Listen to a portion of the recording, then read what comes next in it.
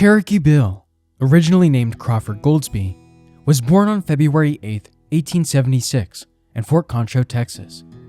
His mother, Beck Goldsby Lynch, had a diverse heritage, including Cherokee, African American, and white ancestry. She was a Cherokee Nation citizen, born in the Delaware District, and her name appears on the Dawes Rolls. Her Cherokee roots came from her paternal lineage. Ellen and her parents, Tempe and Luge Beck, had been enslaved by Jeffrey Beck, a Cherokee Nation citizen. After gaining their freedom, they continued living in Indian Territory. Crawford had a sister named Georgia and two brothers, Luther and Clarence, all of whom are also listed on the Dawes Rolls. Crawford's father, George Goldsby, was a Buffalo Soldier sergeant in the 10th Cavalry. He was of an African American, Mexican, Sioux, and white descent. According to a signed statement from January 29, 1912, George was born in Perry County, Alabama, on February 22, 1843. His parents were Thornton Goldsby from Selma, Alabama, and Hester King, who lived near Summerfield Road between Selma and Marion, Alabama. George mentioned having 4 brothers and 2 sisters with the same parents. During the Civil War, George served as a servant with the Confederate Infantry Regiment. He escaped during the Battle of Gettysburg, made his way to Harrisburg, Pennsylvania, and found employment as a teamster for the Union Army. He later enlisted in the 21st Pennsylvania Cavalry Regiment under the name George Gooseby. After the war, he returned to Selma, but rumors of being captured and lynched for fighting for the Union forced him to leave for Indian Territory. In 1867, George, under his real name, joined the 10th Cavalry Regiment of the aforementioned Buffalo Soldiers and became a sergeant major by 1872.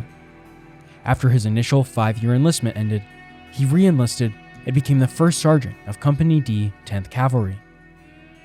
In 1878, when the future Cherokee Bill was just 2 years old, tensions flared between black soldiers and local white cowboys and hunters in San Angelo, Texas.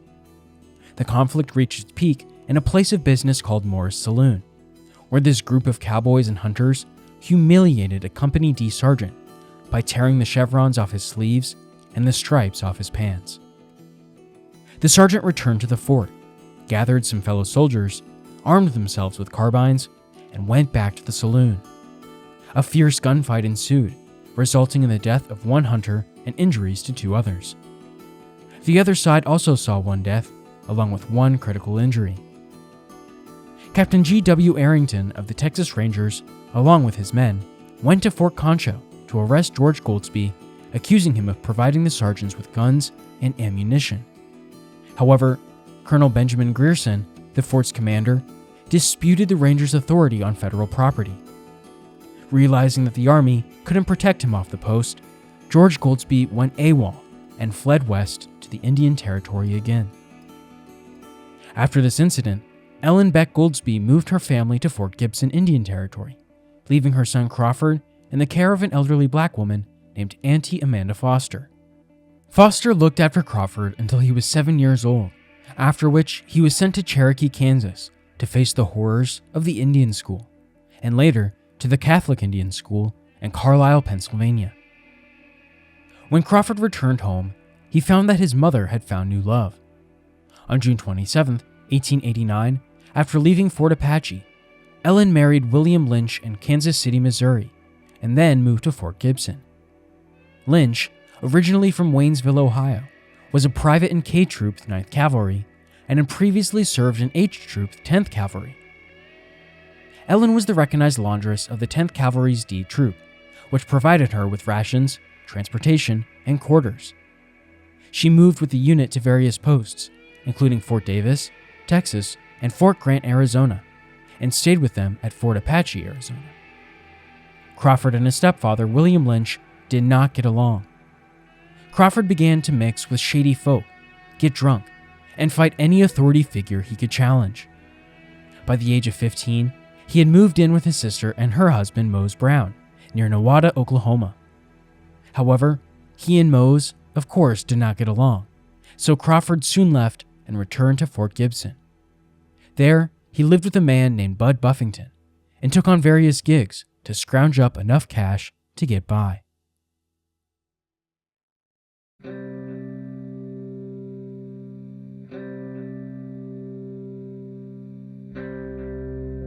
Legend goes that Cherokee Bill killed his first man at age 12, but official records suggest he stayed out of trouble until he was of age.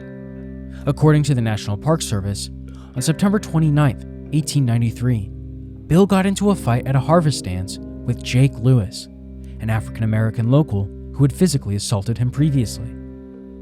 2 days later, Bill ambushed Lewis with a six-shooter and shot him twice, seeking vengeance for being humiliated in front of a girl he liked.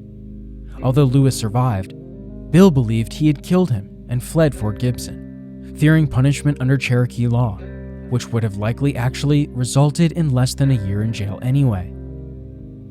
Bill headed to the Creek and Seminole Nations, where he met outlaws Jim and Bill Cook, who were of mixed Cherokee descent themselves. In the summer of 1894, the U.S. government bought a strip of Cherokee land and agreed to pay $265.70 to each legal claimant. As Cherokee Nation citizens, Bill and the Cook brothers went to Tahlequah, Oklahoma, the Cherokee Nation's capital, to collect their money. But since Bill was wanted for shooting Lewis and Jim Cook for larceny, they didn't want to be detected by lawmen. They stopped at 14 Mile Creek, where the Cook's brother-in-law was employed at a hotel eatery owned by Effie Crittenden. They convinced Crittenden to go to Tahlequah and claim the money on their behalf. However, Sheriff Ellis Rattling Gord followed Crittenden back en route to Oklahoma, hoping to catch Cherokee Bill and the Cooks. On June 17, 1894, a gunfight broke out between Sheriff Gord's posse and the trio of outlaws. Deputy Sequoia Houston was killed, and Jim Cook was hit with a flesh wound. The lawmen retreated, but Crittenden later identified Crawford Goldsby as being involved, calling him Cherokee Bill. This nickname stuck, and he became known as one of the most dangerous men in the Indian Territory.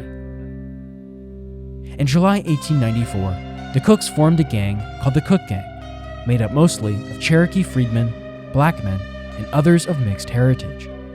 They began a reign of summer and autumnal terror in Oklahoma, robbing banks, stagecoaches, and stores, and murdering anyone who resisted. During this time, Cherokee Bill began losing his hair due to a hereditary disease from his grandfather, eventually leading him to shave his head completely. Everything started in Wetumpka, Oklahoma, on May 26, 1894. Cherokee Bill and his gang robbed the T.H. Scales store, making off with just 35 cents. The following month, on June 17th, Cherokee Bill was involved in the killing of Deputy Houston. The gang's first crime was reported to be the robbery of Scales Mercantile in Creek Territory on July 2, 1894.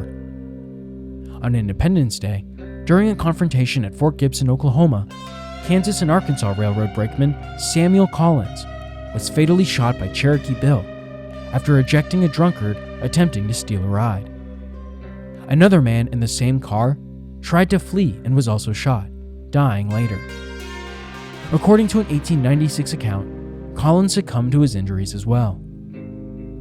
Just a few days later, on July 6th, Mississippi Railway station agent A.L. Dick Richards of Nowata, Oklahoma, was allegedly killed by Cherokee Bill, a crime he initially boasted about but later denied.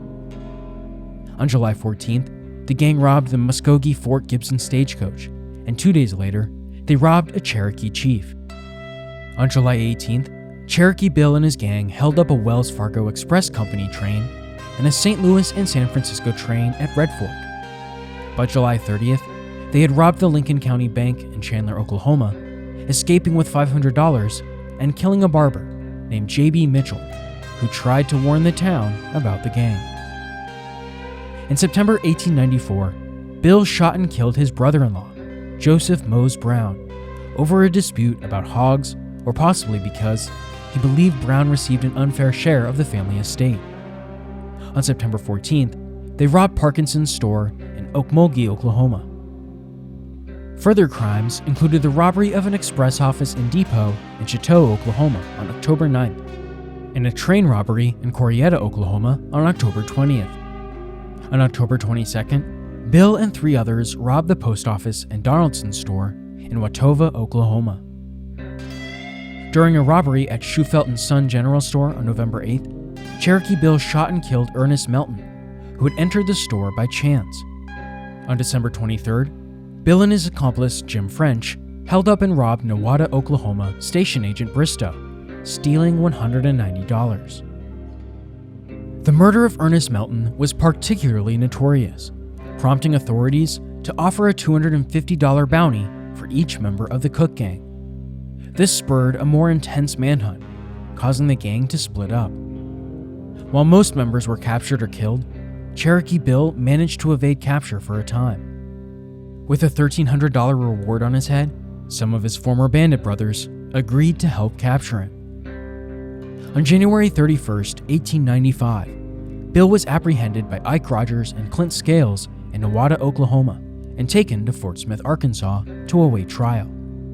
He was sentenced to death on April 13, 1895, for the murder of Ernest Melton, though his execution was delayed by his lawyer. In June 1895, a pistol was found in a bucket at the Fort Smith jail, which Bill claimed was smuggled in by a prison trustee named Ben Howell, who then disappeared. Cherokee Bill befriended another inmate with good graces, Sherman Van, who managed to sneak a Colt revolver into his cell. On July 26, 1895, Bill attempted his jailbreak, attacking the night guards under the shadows of the night. He shot one guard, Lawrence Keating, in the stomach and again in the back as he staggered away. Despite additional guards arriving and stopping Bill from escaping, they couldn't enter the jail. Eventually, another prisoner, Henry Starr, convinced the guards to let him negotiate with Cherokee Bill, leading to Bill's surrender without further bloodshed.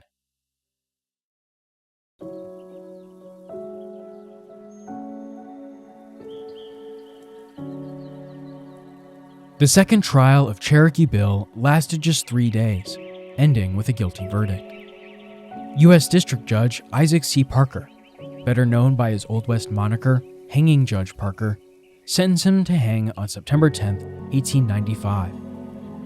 When the jury quickly returned with the verdict, Bill's mother and sister began to cry. Bill reassured them, saying, "What's the matter with you? I'm not dead yet by a long ways." An appeal to the Supreme Court delayed the execution. On December 2nd, the Supreme Court upheld the Fort Smith's court decision, and Judge Parker rescheduled the execution for March 17, 1896, St. Patrick's Day in the United States. At the sentencing, Judge Parker advised Cherokee Bill to seek redemption. "Your great effort now should be to get rid of that load of guilt, so you can enter upon a new existence with your sins, wickedness, and crime behind you. Do everything you can to accomplish this end, and lose not a moment's time." Bill's lawyer, J. Warren Reed, worked hard to bring the case before the Supreme Court, which granted a stay while reviewing the appeal.